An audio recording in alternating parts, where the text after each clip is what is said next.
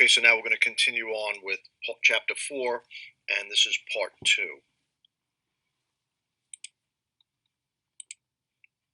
Okay, so now we'll look at state terrorism as a foreign policy. And terrorism as a policy option, um, it's relatively inexpensive, as we said before. It has limited consequences, and it can be quite successful. Remember, terrorism is generally used by a weaker opponent to attain their strategic goals against a stronger adversary. So that's why terrorism is seen as a policy option or a foreign policy option for many different groups.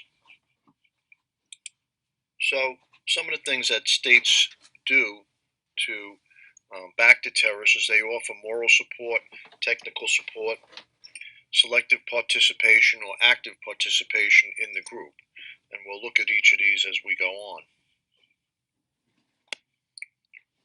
So state-sponsored terrorism has become very popular, became more popular in the last quarter of the 20th century as a substitute for direct military confrontation. So some groups saw because, and some governments saw because it was cheap and it had little political consequences, that supporting terrorist groups was a logical means or logical option against their opponent. So there are many options for states to support terrorists overseas or even domestically through ideological support, funds, which is a major issue for a lot of terrorist organizations, military aid, supplying them with arms and the weaponry that they need to aid their cause, operational assistance, establishing aims and instructions for the terrorist attacks, and direct involvement in attacks through their intelligence agencies. So, the Pakistan Intelligence Agency, has been accused of supporting different terror organizations against India. Pakistan and India are arch enemies, and oftentimes Pakistan has been accused, their intelligence agencies, of aiding terrorist groups in attacks against India.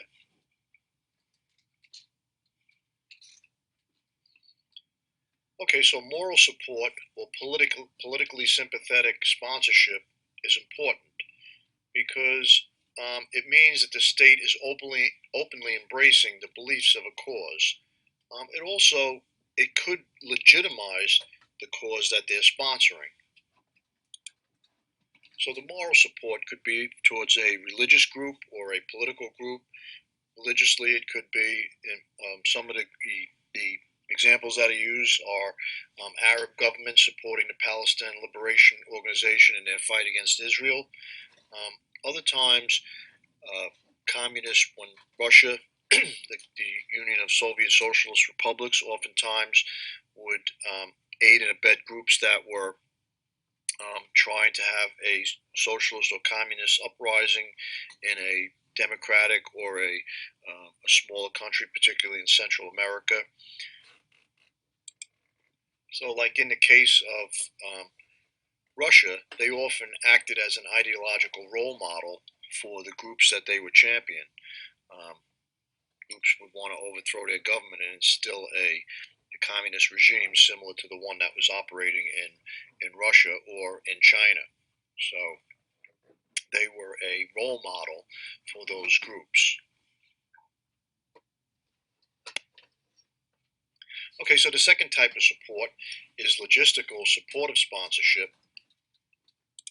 So this means that a state aids and comforts a cause. And when we look at the support, we look at how support is provided through the patronage model and through the assistance model. In the previous slide, it explained that. In this slide, he gives two examples of the patronage model and of the assistance model, how they support terrorists. The third type is selective participation. So in selective participation, the government partakes of a limited time involvement. So they're not involved over the long haul. They're just involved in specific events that the terrorist organization is carrying out.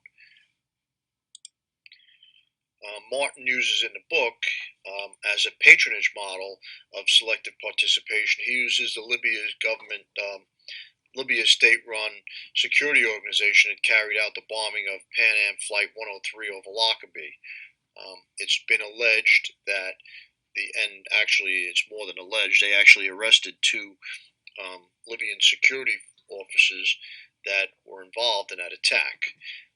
As the assistance model, he talks about Iran's attempt to deliver munition to the PLO in 2002. So those are two types of selective participation that Martin uses.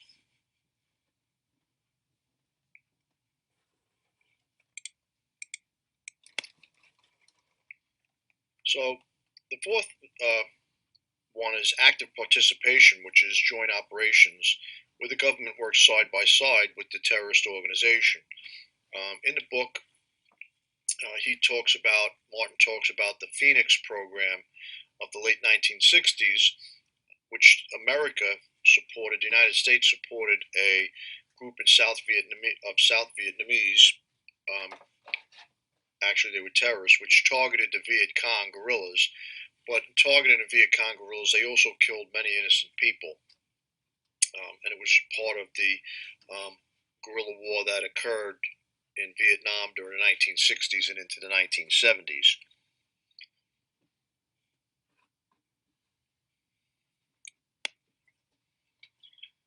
Okay, so state terrorism as a domestic policy.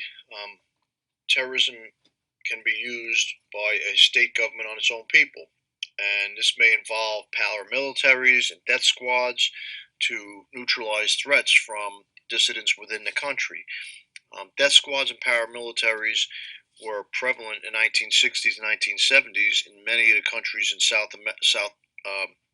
Central America and South America that were undergoing radical changes and were in the throes of possible socialist revolts.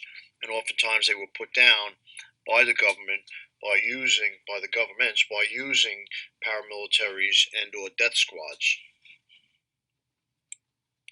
Next, we'll look at legitimizing state authority, vigilante state terrorism, official state terrorism, and genocidal state terrorism.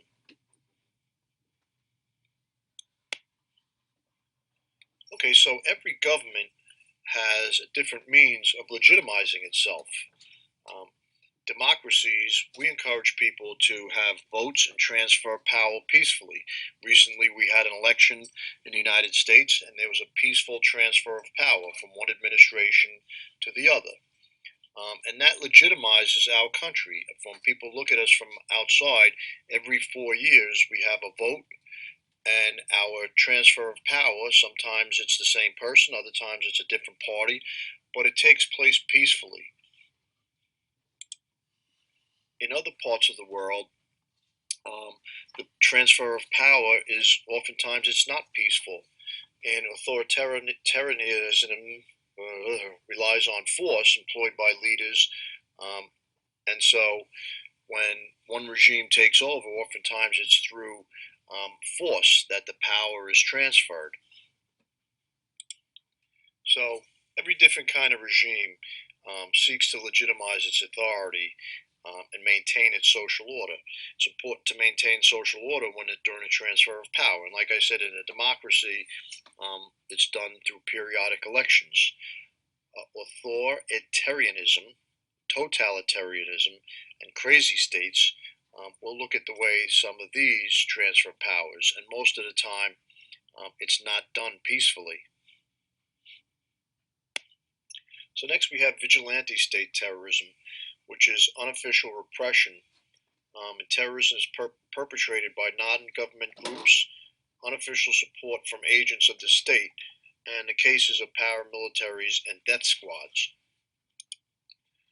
Before I talked a little bit about vigilantes operating in the United States, particularly in the South, groups like the Ku Klux Klan, who were not supported officially by the United States government, but sometimes locally in the South, the local governments, the local counties and towns, um, would support them because at night they were a clandestine group, and oftentimes members of law enforcement or members of the community were members of the Klan. And so it was a vigilante group that terrorized African Americans in the South throughout the early and most of the last century. In Latin America, it's been argued that the United States actually trained many of the death squads and paramilitary groups because Latin America and South America, mostly Latin America and Central America, were a hotbed for communist revolt and possible revolutions. So during the Cold War, many of these groups were being backed by the Soviet Union. And so the United States backed the country, oftentimes the country that was suppressing the revolution. And so the United States actually trained many of these folks in paramilitary and in military training.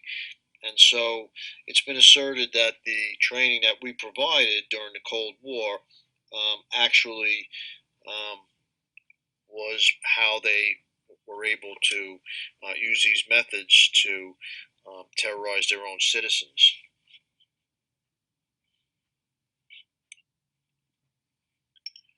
Official state terrorism is repression as a state's domestic policy, and it's the deliberate adoption of domestic terrorism. The cases that Martin talks about are Stalinist Russia during World War II, Nazi Germany during World War II, the Khmer Rouge during the 1960s into the early 1970s, and most recently the Taliban in Afghanistan. The numbers of people that were killed during Stalinist Russia and Nazi Germany are kind of mind-boggling when we talk about them.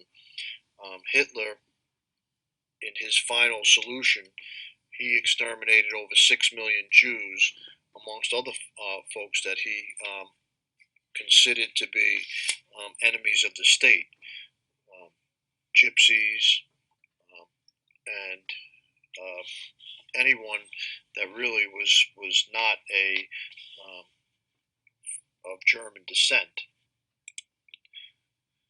Stalin murdered anyone that he felt was a dissident and or that was not going to be or he felt would be a was a possible or felt had the possibilities of becoming a dissident.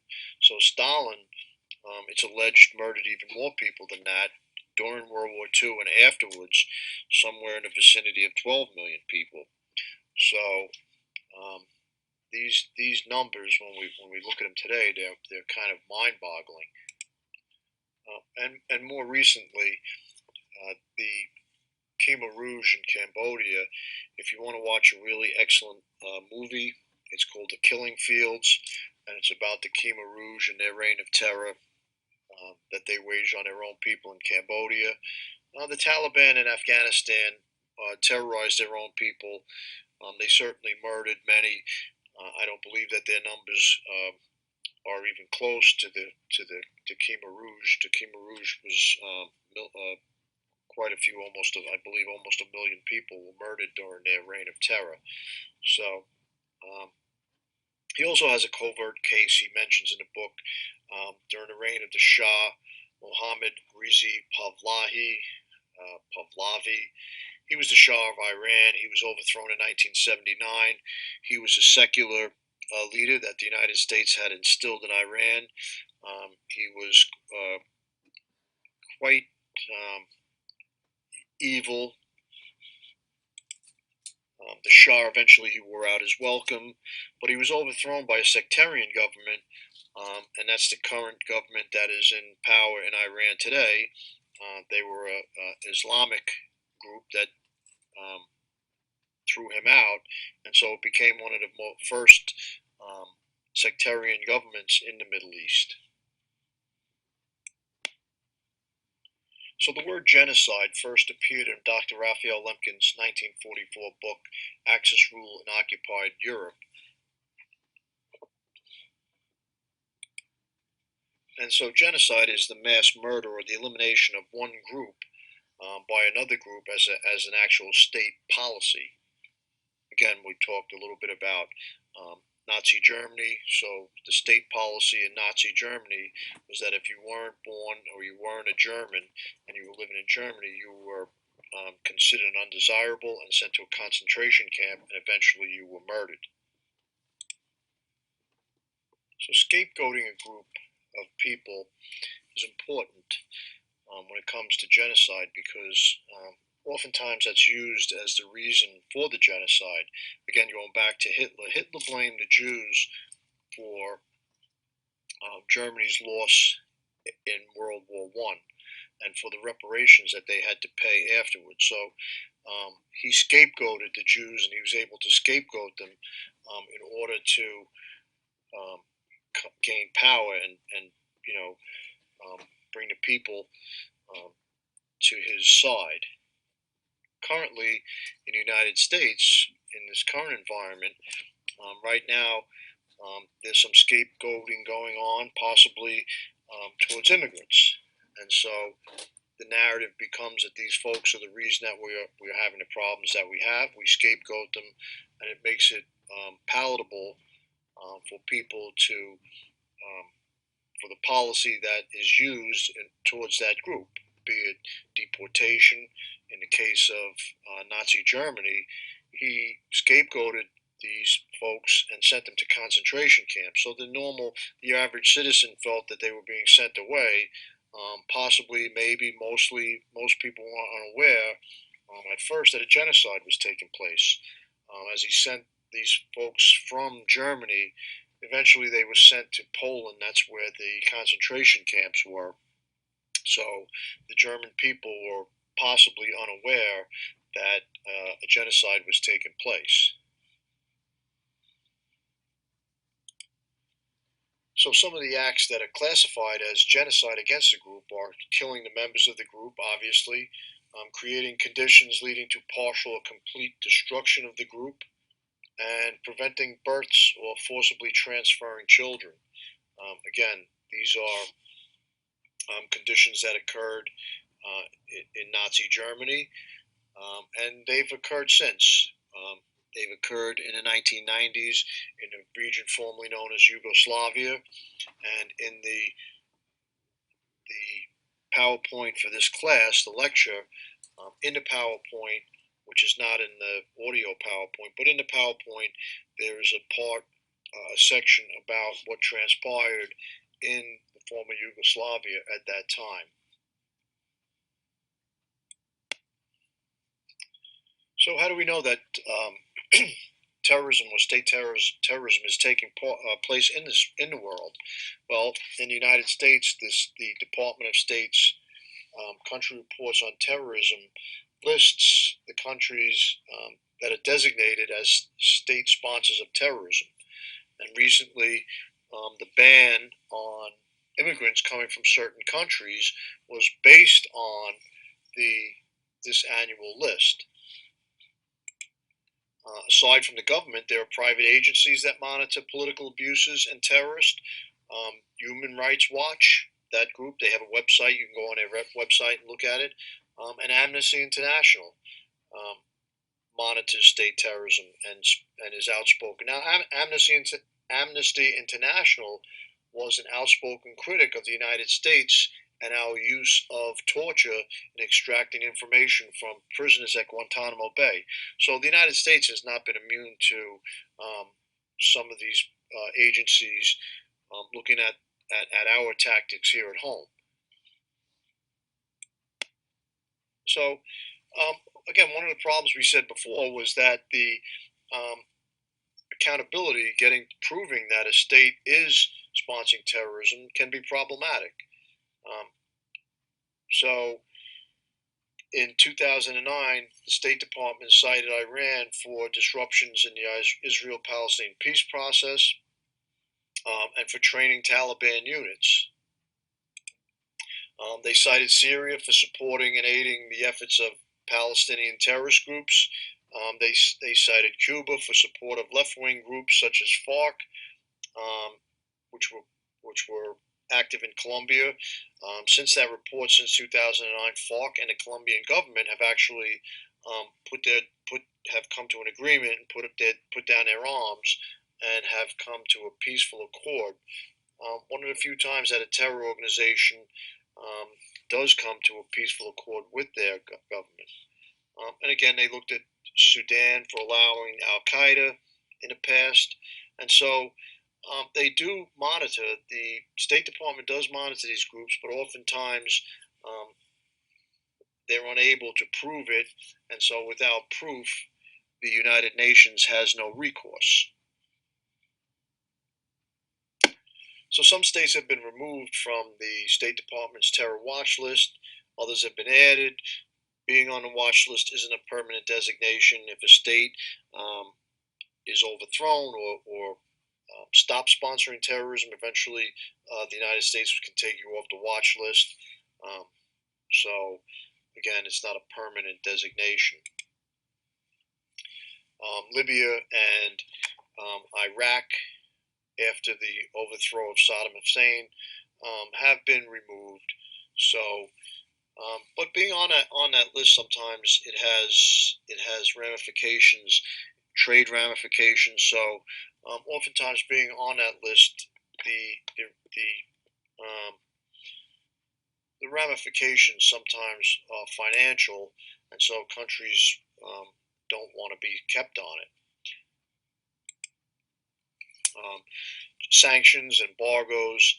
Um, if a country has been sponsoring terror and we put a trade embargo or a sanction, it could be costly to the country and their economy. So, a lot of times the countries will stop sponsoring the terrorism when they're threatened with this kind of recourse from the United Nations.